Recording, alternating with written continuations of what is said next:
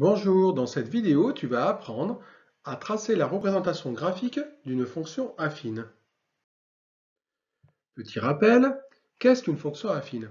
Soit a et b de réels donnés, la fonction définie sur R par f de x égale ax plus b est appelée fonction affine. Dans un repère O, vecteur i, vecteur j, la représentation graphique d'une fonction affine est tout simplement une droite qui n'est pas parallèle à l'axe des ordonnées. Deux petites remarques. Si A est nul, alors la droite est parallèle à l'axe des abscisses. On dit que la fonction affine est constante. Normal, si f est une fonction affine, alors elle est définie sur R et son expression est de la forme f de x égale ax plus b. Mais comme A est nul, son expression est de la forme f de x égale b, qui est bien constant, puisque cela ne dépend pas de la variable x. Deuxième remarque, si b est nul, alors la droite passe par l'origine du repère. On dit que la fonction affine est linéaire. Normal, puisque si f est une fonction affine, son expression est de la forme f de x égale ax plus b. Mais si b est nul, alors son expression est de la forme f de x égale ax. Et l'image de 0 est f de 0 égale a fois 0, c'est-à-dire 0.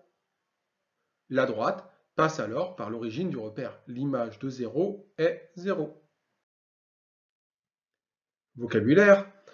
F est une fonction affine qui est définie sur R par f de x égale ax plus b, et on considère une droite D, représentation graphique de cette fonction affine. Petit a s'appelle le coefficient directeur de la fonction affine f ou de la droite D. Le réel b est appelé ordonnée à l'origine de la fonction affine f ou de la droite D. C'est d'ailleurs aussi l'ordonnée du point d'intersection de la droite D avec l'axe des ordonnées. On dit que la droite D a pour équation y égale ax plus b. Rentrons dans le vif du sujet. Comment construit-on la représentation graphique d'une fonction affine? Habituellement, pour tracer la représentation graphique d'une fonction, il nous faudrait, en théorie, placer une infinité de points. Dans la pratique, on place une dizaine de points et on relie le plus naturellement possible afin d'avoir une allure cohérente. Mais nous venons de dire que la représentation graphique d'une fonction affine est une droite. Et pour tracer une droite, il nous suffit de connaître deux points. Alors, pour cela, on va calculer les images de deux nombres distincts, puis on placera les deux points correspondants, et enfin, il ne nous restera plus qu'à tracer la droite passant par ces deux points. Cette droite-là est la représentation graphique de la fonction affine considérée. Éventuellement, on peut calculer l'image d'un troisième nombre distinct des deux précédents afin de placer un troisième point pour vérifier qu'on ne s'est pas trompé. Exemple d'application.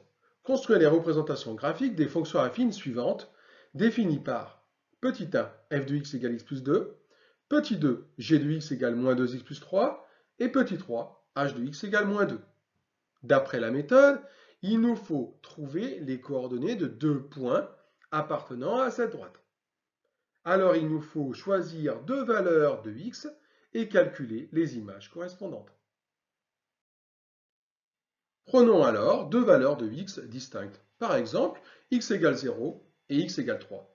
Et calculons les images par f des nombres 0 et 3.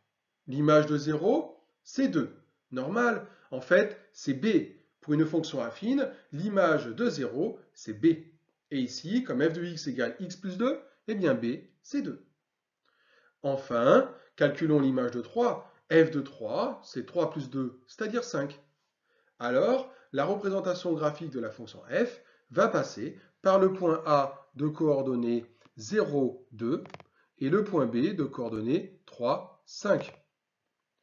Plaçons le point A et le point B dans un repère du plan, puis traçons la droite AB. Cette droite-là est la représentation graphique de la fonction affine f cherchée. Notez que si vous aviez pris d'autres valeurs pour x, non pas forcément 0 et 3, mais 0 et 4, eh bien on aurait fait pareil. L'image de 4, c'est 4 plus 2, ça fait 6. Et alors, si l'image de 4 est 6, la fonction affine est représentée par une droite qui passe par le point de coordonnées 4, 6, ainsi que le point A. On obtiendrait alors la même représentation graphique. De même, pour la fonction g, prenons deux valeurs de x distinctes, par exemple x égale 0 et x égale moins 3, et calculons les images associées. L'image de 0 par la fonction g, c'est 3, c'est b, et l'image de moins 3 par la fonction g, c'est 9. Ainsi, la droite représentant la fonction g, qui est une fonction affine, passe par le point A de coordonnées 0, 3 et par le point B de coordonnées moins 3, 9. Il suffit alors de les placer dans le repère et de tracer la droite AB. Cette droite-là est la représentation graphique de la fonction affine g. Et enfin, la fonction h qui est définie sur R par h de x égale moins 2. Prenons encore une fois deux valeurs de x distinctes, par exemple 0 et moins 4, et calculons les images. C'est trivial, l'image de 0 c'est moins 2 et l'image de moins 4 c'est moins 2. Ainsi, la courbe représentative de la fonction h, c'est-à-dire la droite, passe par le point A de coordonnées 0, moins 2 et le point B de coordonnées moins 4, moins 2. La droite AB est alors la représentation graphique de la fonction affine h. Il suffit de la tracer. À bientôt pour une nouvelle vidéo.